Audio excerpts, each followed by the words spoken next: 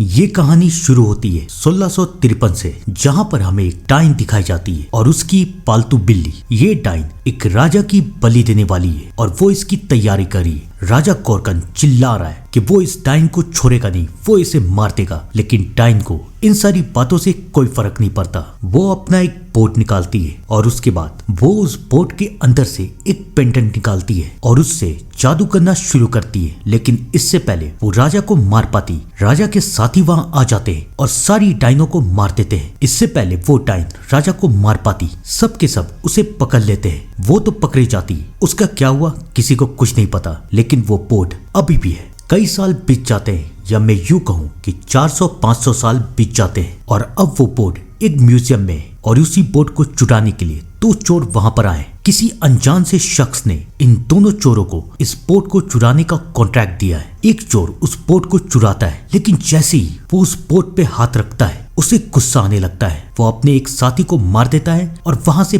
भागता है। लेकिन मरते मरते भी पहला चोर दूसरे चोर को गोली मार देता है। वो चोर घायल हो चुका है। वो घायल होकर वहां से भागता है, लेकिन वो कहां तक जा पाएगा आइए जानते हैं। इन सारी बातों से अनजान कहानी हमें इस मूवी के लीड कैरेक्टर एमिली और क्रिश्चियन के पास लेके जाती है। ये दोनों एक दूसरे से बहुत प्यार करते थे और अब ये दोनों अपने कुछ दोस्तों के साथ मिलके एक रेस्टोरेंट खोल रहे थे। एमिली को क्रिश्चियन के ऊपर पूरा यकीन था कि क्रिश्चियन इस रेस्टोरेंट को बहुत ही अच्छी तरीके से चलाएगा। कुछ ही दिनों में इनका रेस्टोरेंट खुलने वाला था और आज वो अपने खाने का मेन्यू डिसाइड कर रहे थे। वो लोग खेतों में आए थे ताकि खेतों से जंगली मशरूम और कुछ सब्जियां उठा सके। सब कोई यही कर रहे हैं, लेकिन तभी एमिली का ध्यान एक बिल्ली की तरफ जाता है। आपको तो याद है ना ये कौन सी बिल्ली है? वो बिल्ली एमिली को अपने पीछे आने के लिए कहती है। एमिली उसका पीछा करती है और तब एमिली के हाथों में वो बोट लगता है। एमिली को वो बोट बहुत अच्छा लगता है। वो उस बोट को उठा लेती है। क्रिस भी आता है तो वो क्रिस को बताती है, देखो ये बोट कितना यूनिक लग रहा है, हम इसे अपने रेस्टोरेंट में सजाएंगे, कितना अच्छा लगेगा। वो लोग मान जाते हैं। वो तो वहां से चले जाते हैं, लेकिन वो ये नहीं देख पाते कि उस बोट के पास एक लाश है और ये लाश उसी चोर की है। वो चोर मर चुका था और अब ये बोट एमिली के पास था। कहानी आगे बढ़ती है। आज रात सारे दोस्त मिलके पार्टी कर रहे हैं क्योंकि अब एक हफ्ते के अंदर इनका रेस्टोरेंट खुलने वाला है। इस रेस्टोरेंट का शेफ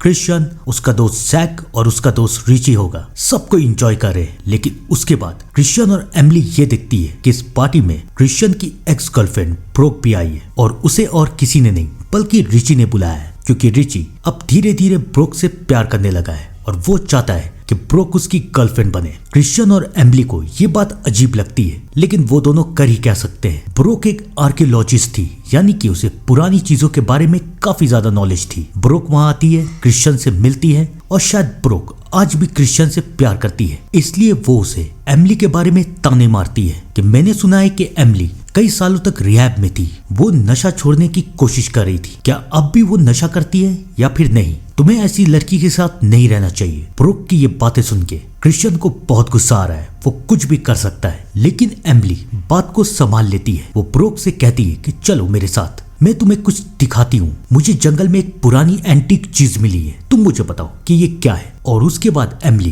ब्रोक को वही बोट दिखाती है। उस बोट को देख के ब्रोक भी चौंक जाती है। वो एमिली को बताती है कि ये बोट लगभग 400-500 साल पुराना है और शायद इस बोट का इस्तेमाल आत्माओं को जगाने के लिए किया जाता है या काले जादू के लिए। तुम्हें ये कहाँ से मिला? तब एमिली उसे बताती है कि ये उन्हें जंगल से मिला है। अब इस बोट की तारीफें सुन के एमिली बहुत ज्यादा एक्साइटेड हो चुकी है। वो ब्रोक से पूछती है कि क्या हम इसका इस्तेमाल कर सकते हैं? ब्रोक कहती है हाँ बिल्कुल, देखो इस बोर्ड में लिखा हुआ है कि इसे कैसे इस्तेमाल किया जाए। बस इसके ऊपर कुछ स्विंग यानी कि झूलने वाली चीज जैसे कि एक पेंडेंट लेके इस बोट के ऊपर स्विंग करो और जैसे जैसे पेंडेंट इस बोट के ऊपर झूलेगा वैसे वैसे काला जादू होना शुरू होगा। तुम अपना सवाल पूछो, ये बोट उसका जवाब देगा। एमिली को ये सब सुन के बहुत अच्छा लगता है। वो अपना नेकलेस निकालती है और अपना सवाल पूछना शुरू करती है। एक सवाल पूछती है, दो सवाल पूछती है, लेकिन कुछ नहीं होता। ब्रोक को भी समझ में नहीं आ रहा कि ये काम क्यों नहीं कर रहा है। तभी ब्रोक एमिली को समझाती है कि जरूर हमसे कोई गलती हो रही है। ब्रोक की ये कहने की देरी थी कि आसपास की जितनी कैंडल है जल जाती है। वहां पर एक छोटी सी आग लग जाती है। ऐसा लगता है कि शायद बोर्ड उन्हें इशारा कर रहा है कि जो ब्रोक कह रही है वो सही है। लेकिन फिलहाल एमिली या ब्रोक इस बात पे ध्यान नहीं देती। धीरे धीरे वक्त बीतता रहता है। बाकी सब तो रेस्टोरेंट के काम में लगे हुए। लेकिन एमिली का ध्यान अभी भी इसी बोट पे है। उसे समझ में नहीं आ रहा है कि वो इस बोट को कैसे यूज करे। तभी वो उस बोट के ऊपर की आइस को टैप करती है और उसके बाद उसे वही हड्डी वाला पेंडेंट मिलता है जो कि इस डाइन के हाथ में था। एमिली समझ जाती है कि शायद इसी पेंडेंट से ये बोट काम करता है। वो पेंडेंट को स्विंग करना शुरू करती है। जहाँ पर एक तरफ एमिली इस बोट को यूज करना सीख रही थी, वहीं दूसरी तरफ याद है ना वो बिल्ली, वो एक बार फिर से रेस्टोरेंट में आ चुकी थी और वो एमिली को ही खोज रही थी। शायद ये बिल्ली इस बोट से कनेक्टेड है। एमिली जैसे जैसे पेंडेंट को स्विंग करती है वैसे वैसे बोट उसके सवालों का जवाब दे रहा है। एमिली उससे पूछती है कि यहाँ पर आने से पहले मेरी एक अंगूठी खो गई थी, क्या तुम मुझे बता सकती हो कि वो अंगूठी कहाँ है? बोट उसे उस डायरेक्शन में लेके जाता है जहाँ पर उसकी अंगूठी है। एमिली को तो उसकी अंगूठी मिल जाती है, लेकिन ध्यान रखिएगा बोट अगर सवालों के जवाब देता है तो उसके बदले कुछ तो लेगा। लेकिन क्या? हमें दिखाया जाता है कि एक साया किचन की तरफ बढ़ रहा है। किचन में क्रिश्चियन, जैक और रिची नए नए डिश बनाने की कोशिश कर रहे हैं। तभी वहां पर एक कटर ऑन हो जाता है। क्रिश्चियन रिची से कहता है कटर को ऑफ करो, लेकिन इससे पहले रिची कटर को ऑफ कर पाता, कटर उसका हाथ काट देता है। ये देख के क्रिश्चियन और जैक दोनों के दोनों डर जाते हैं। जैक क्रिश्चियन से कहता है रिची का हाथ लो, हम इसे लेके डॉक्टर के पास जाएंगे। लेकिन इससे पहले क्रिश्चियन उसके हाथ को छू पाता, वो बिल्ली रिची का हाथ लेके भाग जाती है। क्रिश्चियन उस बिल्ली का पीछा करता है, लेकिन वो हाथ उसे मिल नहीं पाता। और तभी एमिली चिल्लाती है क्रिश्चियन मेरी रिंग मुझे मिल गई। लेकिन एमिली को क्या पता था कि इस रिंग के बदले बोट ने क्या लिया है। सब कोई रिची के पास जाते हैं। रिची अब बच नहीं पाया, वो मर जाता है। सब कोई सदमे में कि रिची कैसे मर चुका है। सब कोई उसके फ्यूनरल में, लेकिन उसी फ्यूनरल में एमिली से मिलने के लिए जेसी नाम का एक बंदा आता है और उसे देख के क्रिश्चियन को बहुत गुस्सा आता है, क्योंकि ये जेसी वही था जो कि एमिली को नशा करवाता था। और क्रिश्चियन ये चाहता था कि जेसी एमिली से दूर रहे। दोनों के बीच में बहस होती है और जेसी वहां से चला जाता है। क्रिश्चियन एमिली को भी समझाता है कि अगर तुम्हें मेरे साथ रहना है तो इससे दूर रहो। एमिली मान जाती है। थोड़ी देर के बाद वो लोग घर पहुंचते हैं। अब धीरे धीरे रिची का सदमा कम होता जा रहा है, लेकिन उसके बाद क्रिश्चियन ये ध्यान देता है कि एमिली को उसकी रिंग मिल चुकी है। वो एमिली से पूछता है कि तुम्हें ये रिंग कहाँ से मिली। तब एमिली उसे बोट के बारे में सब कुछ बता देती है। ये सब सुन के क्रिश्चियन को बहुत अजीब लगता है कि ये कैसा बोट है, लेकिन एमिली को तो इस बोट से प्यार हो चुका है। वो एक पल के लिए भी, एक सेकंड के लिए भी इस बोट से दूर नहीं होना चाहती थी। वो हमेशा इस बोट के साथ खेलती रहती थी, अपने सवालों के जवाब पूछती रहती थी। क्रिश्चियन भी जानना चाहता था कि आखिरकार ये बोट है क्या। वो इस बोट के बारे में सर्च करता है। तब उसे पता चलता है कि 1976 में एक हादसा हुआ था और एक औरत पूरी तरीके से मर चुकी थी और उसकी बॉडी के पास यही बोट मिला था। अब क्रिश्चियन ये सब देख के बहुत डर जाता है, लेकिन उस बेचारे को पता नहीं था कि आगे क्या होने वाला है। एमिली अपने कमरे में आराम कर रही है। तभी एमिली को ऐसा लगता है कि एक साया उसके पास आ रहा है और फिर एमिली उसी जंगल में पहुंच जाती है। याद है ना, जहां वो डाइन राजा को मारने वाली थी। और अब वो डाइन एमिली की तरफ धीरे धीरे बढ़ती जा रही है। एमिली चिल्लाती है और एमिली की आंखें खुल जाती है। वो अपना सारा सपना क्रिश्चियन को बता देती है। क्रिश्चियन समझ जाता है कि जो कुछ भी हो रहा है इसी बोट की वजह से हो रहा है। उसे इस बोट के बारे में किसी से बात करनी होगी, लेकिन कौन? और कौन? एक ही तो है जो कि शायद इस बोट के बारे में जानती है। क्रिश्चियन उससे मिलने के लिए जाता है और वो और कोई नहीं बल्कि ब्रोक है। क्रिश्चियन ब्रोक को सब कुछ बता देता है, लेकिन ब्रोक क्रिश्चियन को समझाती है कि मैं इस बोट के बारे में ज्यादा कुछ नहीं जानती, लेकिन मेरा एक दोस्त है जो कि बहुत अमीर है और उसे इन सारी एंटीक चीज का शौक है। वो इस बोट के बारे में बता सकता है। दोनों के दोनों मान जाते हैं। अब वो दोनों उस आदमी के घर जा रहे हैं, लेकिन वहां पर घर में एमिली अकेली है और एमिली को एहसास हो रहा है कि उसके पीछे एक साया आता जा रहा है और वो साया और किसी का नहीं बल्कि उसी डाइन का है। वो डाइन एमिली को अपना पास बताती है कि वो कौन थी, वो क्या थी। वो एमिली को ये दिखाती है कि पहले गांव में वो काला जादू करती थी लोगों की मदद करने के लिए, लेकिन वहां के राजा को ये सब पसंद नहीं था कि ये लड़की किसी की मदद करे। वो सबके सामने ये कहता है कि ये लड़की एक डाइन है और ये हम सबको मारना चाहती है। ये सुन के गाँव वालों को बहुत गुस्सा आता है और वो इसे मारना शुरू कर देते हैं। गाँव वाले का ये बिहेवियर देख के अब उस डाइन को बहुत गुस्सा आ चुका है। वो पूरे गाँव वाले को श्राप देती है कि तुम सब मरोगे और तुम्हें मैं ही मारूंगी। और उसके बाद वो वहां से भाग जाती है। और फिर आगे की कहानी तो हम जानते ही कि उसने राजा को पकड़ा, राजा को मारने की कोशिश की, लेकिन उसके बाद क्या हुआ सब्र रखिए, धीरे धीरे सब कुछ पता चलता जाएगा। उस डाइन ने अपने बारे में एमिली को सब कुछ बता दिया था और धीरे धीरे उस डाइन का असर एमिली पे होता जा रहा था। या मैं यूं कहूँ कि वो डाइन धीरे धीरे एमिली के शरीर पे कब्जा करते जा रही थी। जहां पर एक तरफ एमिली परेशान थी। वहीं दूसरी तरफ ब्रोक क्रिश्चियन को लेके अलेक्जेंडर नाम के एक आदमी के घर जाती है। ये आदमी बहुत अमीर था और इसे एंटीक चीजों का बहुत शौक था। वो क्रिश्चियन से मिलता है और उसे कहता है कि तुम्हें पता है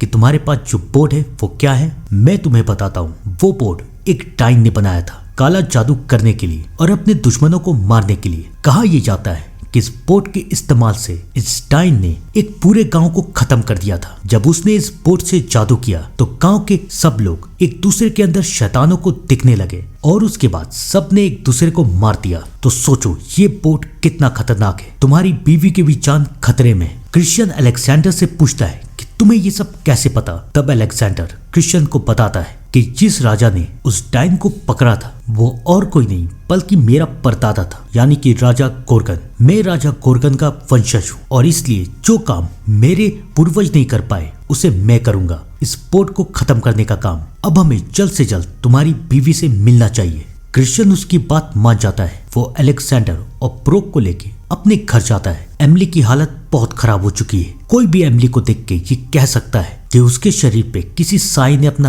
कब्जा कर लिया है। अलेक्जेंडर एमिली से मिलता है और उसे समझाता है कि सब कुछ ठीक हो जाएगा, लेकिन हमें इस बोट के सफर को वहीं पर ले जाके खत्म करना पड़ेगा जहाँ से ये शुरू हुआ है। तुम्हें डाइन की कहानी पता है लेकिन आधी पता है। मैं तुम्हें पहले वो कहानी दिखाऊंगा कि उस डाइन के साथ आखिरकार क्या हुआ और वो कैसे मरी। ये सब देखने के बाद तुम इस बोट के जादू से आजाद हो जाओगी। सब कोई मान जाते हैं। अलेक्जेंडर अपना जादू करना शुरू करता है और वो एमिली को पास की तरफ ले जाता है। जब राजा गोर्गन ने डाइन को पकड़ लिया था, राजा गोर्गन डाइन के पास आता है और उससे पूछता है कि बताओ इस बोट को कैसे इस्तेमाल किया जाता है, लेकिन डाइन उसे कुछ नहीं बताती। काफी जबरदस्ती करने के बाद वो डाइन तैयार हो जाती है और वो अपने बोट से पेंडेंट को निकालती है और इस पेंडेंट को उसने अपनी उंगली काट के बनाया था और फिर वो पेंडेंट के साथ जादू करना शुरू करती है। और यहाँ पर आएगा कहानी का ट्विस्ट। एक तरफ अलेक्जेंडर पेंडेंट को घुमा के जादू कर रहा है और दूसरी तरफ वो डाइन कर रही है। वो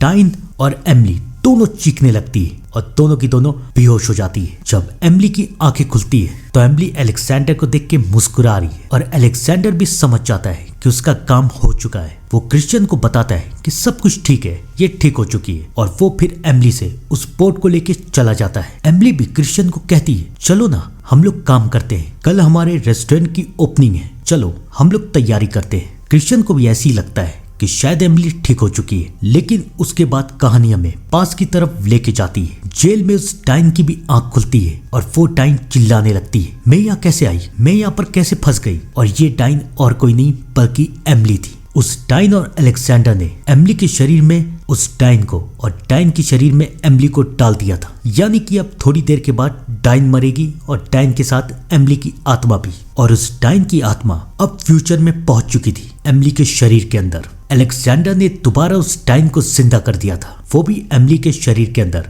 लेकिन क्यों? ठहरिए, सब्र कीजिए, सब कुछ पता चलेगा। और वहां जेल में एमिली को समझ में नहीं आ रहा कि वो क्या करे। थोड़ी देर में राजा गोर्गन उसे मार देगा और उसे समझ में नहीं आ रहा कि वो कैसे बचे। और यहाँ फ्यूचर में वो डाइन एक बार फिर से इंसानों से अपना बदला लेना चाहती है, लेकिन वो बदला लेगी कैसे? वैसे ही जैसे उसने पहले लिया था। आज क्रिश्चियन का रेस्टोरेंट खुल जाता है। उसके रेस्टोरेंट में बहुत भीड़ है और उसके रेस्टोरेंट में अलेक्जेंडर और ब्रोक भी आए और वो डाइन अपने हाथों से खाना बनाती है और खाने के अंदर जादू करती है। वो खाना सब कोई खाते हैं और याद है ना उस गांव में क्या हुआ था, वही सब इस रेस्टोरेंट में होता है। सबको एक दूसरे के अंदर शैतान दिखने लगता है। किसी को एक के अंदर ज़ॉम्बी, तो किसी को मेड्यूसा, तो किसी को शैतान। और लोग अपने आप को बचाने के लिए एक दूसरे को मारने लगते हैं। ये सब देख के ब्रोक डर जाती है। ब्रोक वहां से भाग जाती है और अलेक्जेंडर, जिसका ये सब प्लान था, वो एमिली को लेके वहां से चला जाता है। थोड़ी देर में वहां पुलिस आती है और सबको ऐसा लगता है कि ये सब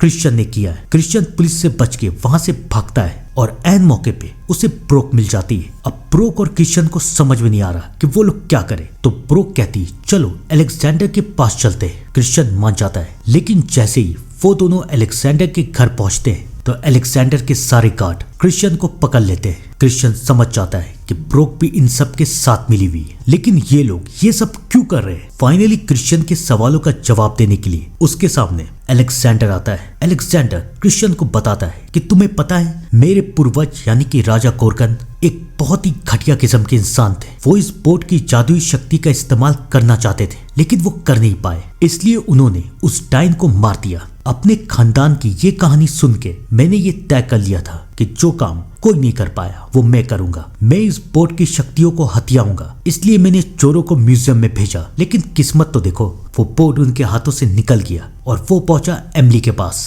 तब मैंने एक और प्लान बनाया कि मैं अब बोट के साथ साथ उस डाइन का भी मालिक बनूंगा। इससे पहले राजा कोरगन उसे मार देता, मैंने डाइन की आत्मा को फ्यूचर में बुला लिया और एमिली की आत्मा को पास में भेज दिया। अब जैसी पास में वो डाइन मरेगी, उसके साथ साथ एमिली भी खत्म हो जाएगी और यहाँ फ्यूचर में ये डाइन एमिली के शरीर पे रहेगी मेरी गुलाम बन के। क्रिश्चियन समझ जाता है कि ये सब अलेक्जेंडर का किया धरा है। उसके बाद वो डाइन भी वहां आती है। क्रिश्चियन जानता था कि बचने का बस एक ही तरीका है। वो उस डाइन को पकड़ लेता है और अलेक्जेंडर को धमकी देता है कि मैं इसे मार दूंगा, अगर ये मर गई तो बोट किसी काम का नहीं रहेगा। ये देख के अलेक्जेंडर को बहुत गुस्सा आ रहा है। वो चिल्ला रहा है कि मैं राजा कोरगन के खानदान से हूँ, मैं तुम्हें मार दूंगा। ये बात डाइन भी सुन लेती है। राजा कोरगन उसका दुश्मन था, तो अब वो डाइन अलेक्जेंडर और उसके सारे लोग पे हमला कर देती है। वो धीरे धीरे सबको मार रही है और ब्रोक को भी अपनी गलती का एहसास हो चुका है। वो एमिली और क्रिश्चियन को बचाना चाहती है। क्रिश्चियन समझ जाता है कि ये सब इसी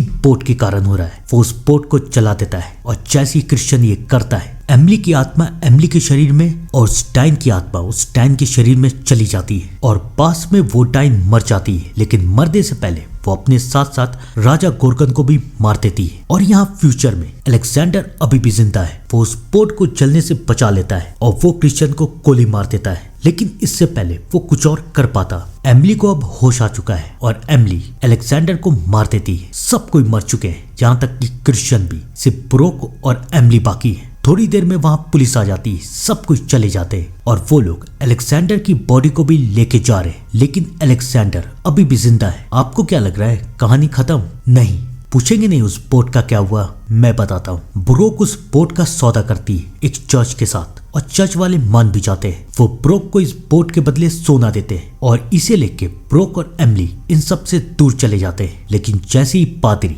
इस बोट को खोलते हैं तो इस बोट के साथ साथ उस डाइन की आत्मा फिर से जिंदा हो जाती है। यानी कि अब अलेक्जेंडर भी जिंदा है, उस डाइन की आत्मा भी और बोट भी। मुझे लगता है कि इस कहानी का पार्ट 2 आना चाहिए। आपको क्या लगता है? कमेंट करके जरूर बताइएगा। तब तक के लिए thank you and good bye.